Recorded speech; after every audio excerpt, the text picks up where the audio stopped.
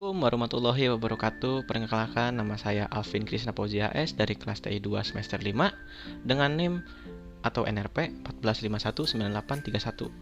Di sini kami akan menjelaskan tentang OLAP, Online Analytical Processing, meliputi dengan 1. Pengertian, 2. Karakteristik, 3. Konsep, 4. Fitur, 5. Implementasi dan fungsi, 6. Tipe OLAP server, dan apa yang dimaksud dengan ETL, OLTP, dan OLAP. Oke, selanjutnya itu kita langsung saja menuju definisi OLAP menurut para ahli. Menurut Tuban, Shahda, Dellen, dan King, OLAP merupakan kemampuan dari memanipulasi data secara efisien dari beberapa pandangan perspektif. Struktur operasional utama pada OLAP berdasarkan konsep yang disebut dengan cube atau kubus.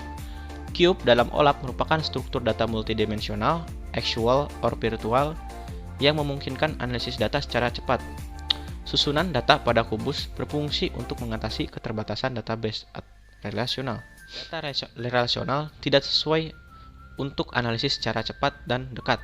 Dari jumlah data yang besar, yang lebih sesuai adalah dengan memanipulasi record dengan cara menghapus, menambahkan, serta memperbaharui data yang mewakili berbagai transaksi. Selanjutnya saya akan menjelaskan tentang karakteristik dari OLAP. Karakteristik pertama dari OLAP yaitu memberikan kemudahan bagi user atau pengguna dapat memandang suatu data secara multidimensional dan logis di dalam suatu data warehouse, memudahkan interaktif, query, dan analisis yang kompleks bagi user.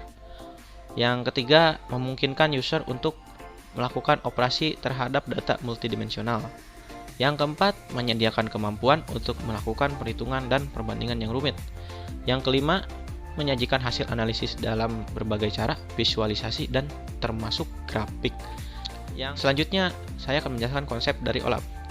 Menurut Nigel van de Zee, konsep OLAP adalah analisis cepat dari informasi multidimensi yang dapat di-sharing PASMI, yaitu Fast Analysis Shared Multidimensional and Information. Selanjutnya, saya akan menjelaskan apa yang dimaksud dengan OLAP, OLTP, dan ETL. OLAP, Online Analytical Processing, adalah sebuah pendekatan secara cepat menyediakan jawaban-jawaban terhadap query analitik yang multidimensi di dalam alam atau dimensi. OLAP merupakan bagian dari kategori yang lebih global dari bisnis intelijen yang juga merangkum hubungan antara pelaporan dan penggalian data. OLTP merupakan sebuah sistem yang mengatur aplikasi berorientasi pada transaksi, umumnya untuk entry data dan pemrosesan transaksi online. Database OLTP biasanya melewati tahap normalisasi dan datanya dapat diedit, diganti, dan dihapus, serta menggunakan query simple. Datanya berupa data transaksional yang berasal dari operasional sistem. ETL, proses yang dilakukan untuk mengubah data dari berbagai macam sumber untuk digunakan dalam data warehouse yang dapat membantu dalam pengambilan keputusan data. Selanjutnya saya akan menjelaskan tentang perbedaan OLAP dan OLTP. Untuk penggunaan, dari segi penggunaan, OLTP digunakan oleh IT profesional dan OLAP oleh pekerja yang memiliki pengetahuan. Sedangkan dari fungsi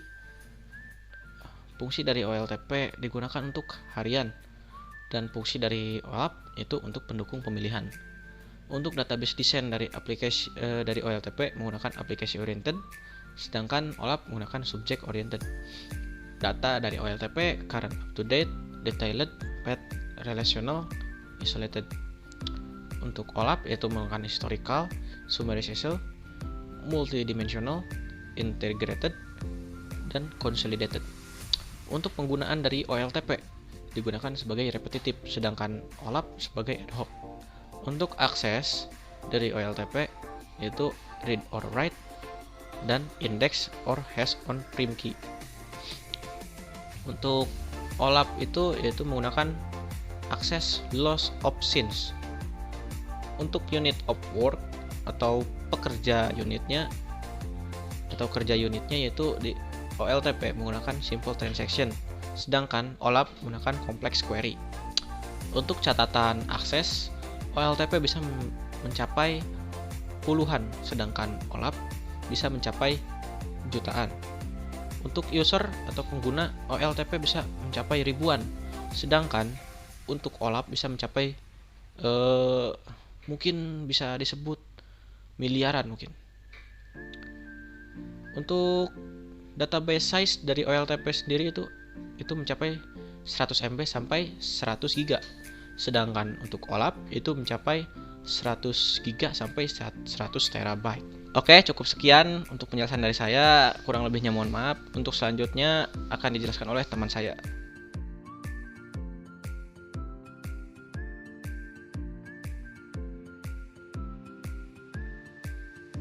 Assalamualaikum warahmatullahi wabarakatuh. Nama saya Cecep Nur Cahyadi, kelas TI 2 semester 5 dengan NRP 145-19-16-5. Saya akan memaparkan materi yang sudah teman saya paparkan sebelumnya. Buat materi yang saya akan paparkan di sini, yang pertama ada fitur OLAP. Fitur OLAP dibagi menjadi dua, yaitu ada basic sama advanced. Buat basic itu sendiri ada multidimensional analysis, drill down and roll up, multi-view mode, consistent perform, navigation in and out of detail, AC scalability, fast response time for interface queries, slide and diff or rotation, time, intelligent year-to-date fiscal period. Dan buat advanced itu sendiri ada powerful calculation, drill down access dimension or detail, drive data value track formula, cross-dimensional calculation, sponsored present and display, application of array technology, free calculation or free consolidation, collaborative design making and report generation with again technology. Yang kedua, implementasi and fungsi OLAP. Aplikasi dari OLAP biasanya berupa aplikasi pelaporan bisnis untuk penjualan, pemaparan, manajemen pelaporan, manajemen proses bisnis, penganggaran, dan peramalan, laporan keuangan dan bidang-bidang yang serupa yang memerlukan analis. OLAP dapat meningkatkan produktivitas pemakai akhir bisnis, pengembangan IT, dan keseluruhan organisasi. Pengawasan yang lebih dan akses tepat waktu terhadap informasi strategis dapat membuat pengambilan keputusan yang efektif. Mengurangi black box, pengembangan aplikasi bagi staf IT dengan membuat pemakai akhir dapat merubah skema dan membangun model sendiri. Yang ketiga ada kelebihan dan kekurangan OLAP. Kelebihannya yaitu 1. OLAP mendukung semua jenis bisnis dan di dalamnya sudah termasuk planning, budgeting, reporting, dan analis. Yang kedua, semua data disimpan dengan aman di dalam Cube. Yang ketiga, menggunakan visualisasi blok 3 dimensi supaya lebih mudah dipahami. Yang keempat, bagus digunakan untuk menganalisis data yang bersifat time series. Yang kelima, alat visualisasi yang powerful dan memiliki waktu respon yang sangat cepat. Kekurangannya, 1. Hal kecil yang berubah pada Cube akan mengakibatkan efek berantai terhadap semua data. Yang kedua, tidak bagus untuk data transaksional. Yang ketiga, keterbatasan dimensi data. Untuk OLAP server mewakili jenis semua OLAP yang tersedia yang dapat digunakan semua sesuai dengan kebutuhan. Persyaratan ini dapat mencakup pengguna data relasional, data multidimensi, data berbasis web, dan lain-lain. Server OLAP khusus digunakan sesuai data. Server ini dapat diklarifikasikan sebagai server OLAP utama atau server OLAP kecil. Yang selanjutnya ada major OLAP server. Major OLAP server dibagi menjadi 3, ada roll-up, moll-up, dan OLAP. Untuk roll-up bekerja dengan data yang ada di relation database. Fakta dan tabel dimensi akan disimpan di dalam relation database. Ini adalah tipe paling tepat di antara tipe lain. Untuk rollup, kelebihannya yang pertama, high data efficiency.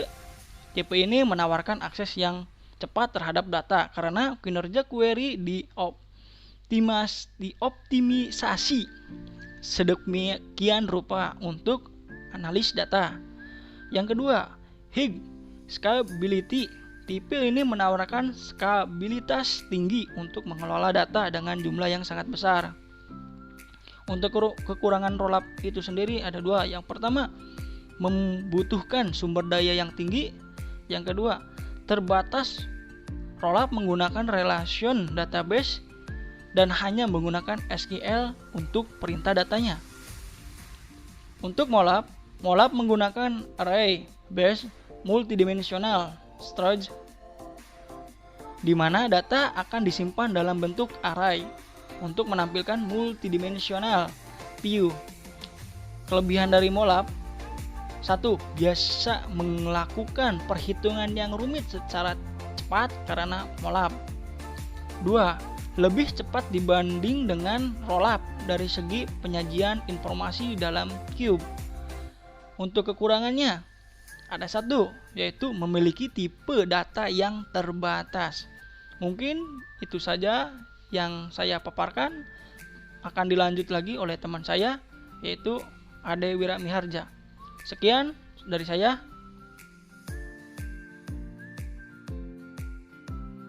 Assalamualaikum warahmatullahi wabarakatuh. Sebelumnya saya ucapkan terima kasih kepada dua teman saya, Alvin dan Cecep, yang sudah memaparkan materinya terlebih dahulu. Perkenalkan, nama saya Ade Wiramiharja, kelas TI 2 semester 5 dengan NRP 1951980. Di sini saya akan melanjutkan pemaparan materi tentang rollup, yaitu tentang skema rollup dan mollup. Yang pertama ada arsitektur rollup atau skema rollup itu sendiri. Dari awal itu ada client workstation, terus bertahap ke rollup server, terus masuk lagi ke data warehouse server, yang terakhir masuk ke data warehouse. Selanjutnya ada mollup arsitektur atau bisa disebut dengan skema mollup. Yang pertama itu ada di downloadan MDDB atau di database itu. Selanjutnya memasuki ke client workstation, terus masuk lagi ke mollup server, terus ke data warehouse server, dan yang terakhir ke data warehouse. Rollup atau hybrid rollup adalah gabungan dari rollup dan mollup.